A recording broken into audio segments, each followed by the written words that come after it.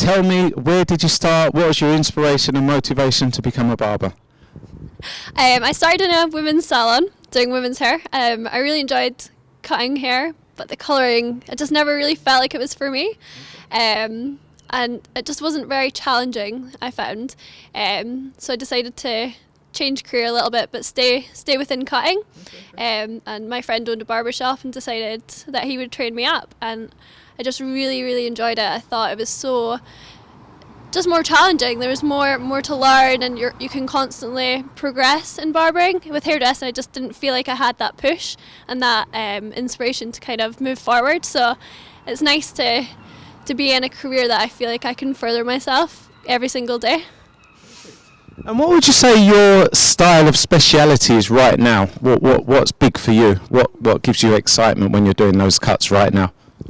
Right now, I feel like scissor work is just coming back in. It's making a comeback, and it's great.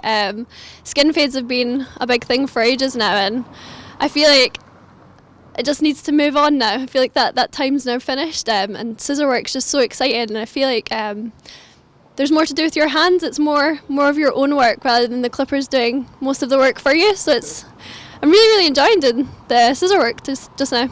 So you're going to be quite deadly, because I've seen you knock out quite a mean skin fade, and obviously with your 2 years of experience within hairdressing, that would mean that you're quite seasoned with the scissors as well. Where do you think barbering is going to go in terms of styling? I mean, you kind of said that you want to do the scissor work. Where do you think, we're in the winter now, where do you think it's going to be in the spring in terms of styling? Oh, I just think everything's going more natural. Everything's going a bit more just a nice flow. Everything's just longer styles are coming back in.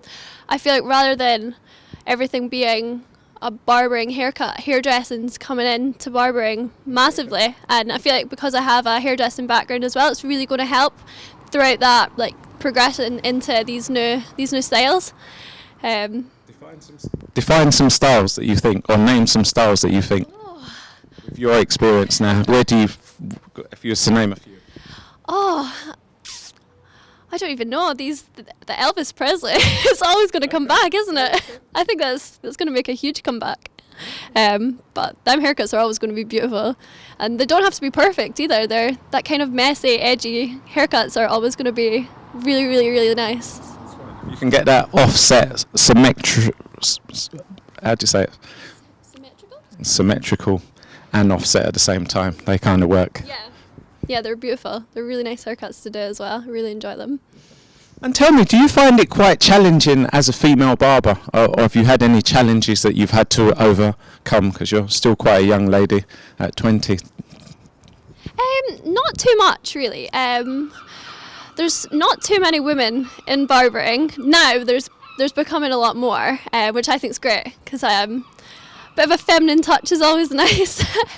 But I've never really struggled in barbershops. I've always been really comfortable working alongside men. I've never really had a problem with that, which is great. A lot of barbershops don't really like women in their shops now as well. That seems to be a bit of a fashion, so hopefully that won't stop my career furthering. Well, you've got the energy and the drive and the focus. I mean, you're here improving your skills. Most people your age wouldn't be taking their spare time to come to a course like this, so I'm sure you're going to excel in your career. I mean, what are your plans maybe for 4 or 5 years down the line? What vision do you have? I don't really have so much of a vision. I'm just constantly wanting to learn. Everyone can learn something new. I don't find that anyone's better than anyone, because there's always new things to learn. So I would never say that I would have something I'm aiming for. I just like to kind of see how things go, and just constantly learn. And I love seeing other people's work and just traveling, and hopefully go to other people's shops and get to work alongside other people, just to find out new things and find new styles and just change the way that I cut constantly.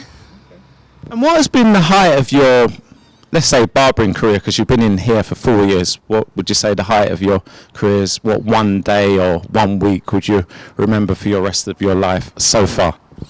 Oh, that's tough. I've not had a certain day or week that has been the most amazing for me because I just love every day. This weekend doing the training is great. I love seeing other people cut and learning new things. Such a tough one. And how much would you say that social media, what role would you say social media plays in your improvement and obviously your career development? I don't know what social medias you're on. You're on Instagram and which other ones? Yeah, Instagram and Facebook and all the social media sites are such a huge part of a barber's career. I feel like everyone uses Instagram and Facebook, and if you don't use it, then you always feel like you're not involved in the whole industry. But I think Instagram, especially for me, is so great because it's a good way of getting your work out and a good way of finding other barbers and finding their work and just chatting to people as well, just talking to people, being like, oh, how did you do that? Like, that's really, really nice. And just everyone contacting each other just to find out new things. So I think social media is just massive, and it really helps your career. I found since I started using social media that it's really, really helped me find other barbers and speak to other barbers and just be friendly with everyone. Do you seek out lots of other female barbers there, or is it just that gender doesn't come into it, you just seek out barbers? Recently, I've really, really decided to focus on other female barbers because I feel like there's not that many. But more recently, I've managed to find quite a lot of other girls whose works are amazing, really, really nice. I'd love there to be a little girl gang of us eventually. Okay, so what kind of female barber would you say that you would like to reach out to you if they was to be watching this interview now?